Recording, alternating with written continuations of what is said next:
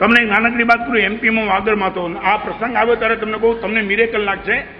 આગળમાં પ્રવચનમાં મેં એક નાનકડી વાત કરી કે એક કામ કરો, રોજ ₹1 ઓછામાં જો ભિખારીને આપો, યુ વિલ બી સરપ્રાઇઝ. તમને લાગશે કે મારા સાહેબ આ અમીરી હોઈ શકે. ₹1 ખાલી ભિખારીને આપો, ના અપાય તો ₹1000 પેનલ્ટી. કેટલી? ₹1 આપવાનો, ₹1000 પેનલ્ટી. એક જણ મને કે ₹1000 પેનલ્ટી કેમ? મેં કીધું આ પેનલ્ટી હશે ને તો સવારના પોરમાં ભિખારી તમે હોતશો, નહીં તો સાંજના પણ નહીં શોધો. સવારના ઉઠે ને ત્યારથી પેલો વિચાર કે કોઈ ભિખારી મળે તો ₹1 આપી દો, જાન છૂટે.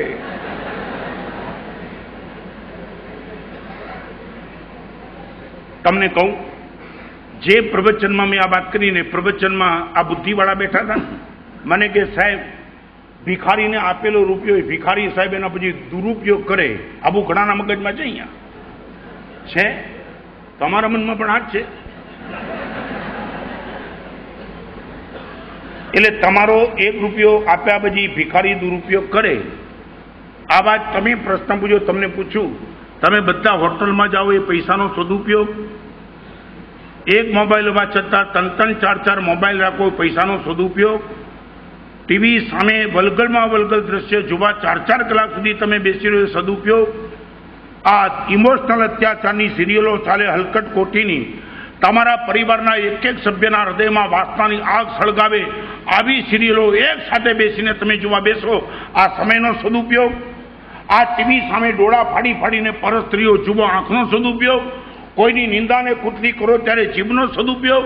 કોઈની વલગલ વાતો જ્યારે કાનથી સાંભળો ત્યારે કાનનો સદુપયોગ? આ પગ લઈને તમે વિડીયો થિયેટરમાં બીભત્સ દ્રશ્યો જોવા જાઓ, પગનો સદુપયોગ? એક ભિખારીને ₹1 આપતા પહેલા આ દુરુપયોગની આટલી બધી ચિંતા કરો છો, તો મેં તમને કીધું સાચું બોલો, તમે કોઈ દુરુપયોગ નથી કરતા.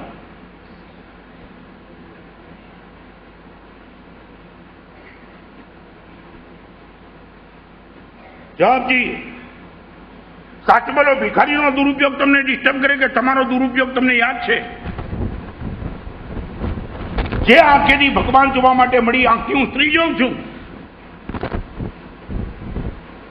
જે પૈસાથી હજારો લોકોના કલ્યાણ કરી શકે, એ પૈસા FD બનાવી અને સંગ્રહ કરવાનું પાપ કર્યું. ત્યાં ભૂલાય છે કે તમને દુરુપયોગ ન દેખાય. તમારા જેવી દલીલ ત્યાં આવીને દલીલનો જવાબ આપી દીધો. ઓકે, 500 માણસ અને બધાએ નિયમ લીધો, મારા સાહેબ ₹1 ભિખારીને આપશો. મજાની વાત. પ્રવચન પત્યું અને પ્રવચન મંડપની બહાર એક ભિખારણ બેઠી હતી અને પ્રવચનમાં ₹1-1ની પ્રભાવના હતી. જો સમજી ગયા તમે બધા, મફતમાં મળ્યો રૂપિયો.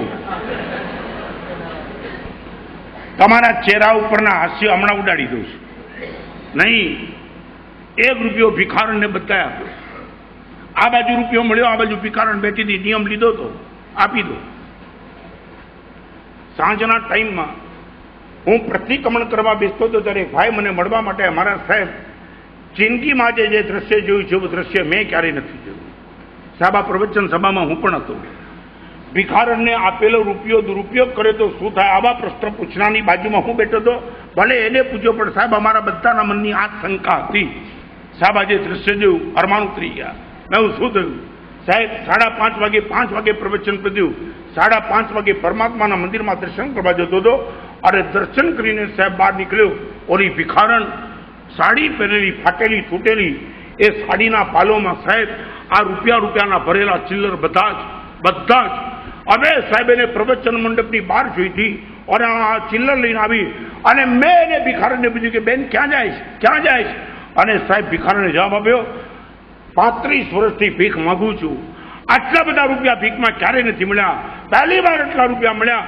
મને એમ લાગે પરમાત્માની પરમ કરુણાના કારણે મને મળ્યા છે. જેની કરુણાને કારણે રૂપિયા મળ્યા છે એને બધા રૂપિયા આપવા માટે આવી છું. મારે ₹1 જોઈતો નથી. 500 રૂપિયા સાહેબ, 500 રૂપિયા ભિખારણે દેરાસરના ભંડારમાં મૂક્યા. ત્યારે અમને એમ લાગે 500 રૂપિયા ભિખારણ મૂકે અને અમે કહેતા હતા પૈસાનો દુરુપયોગ કરે. સાહેબ પહેલી વાર ખબર પડી આ ભિખારણની તાકાત જોઈ. અમને એમ લાગ્યું અમારા જેવા ભિખારી જગતમાં કોઈ નથી.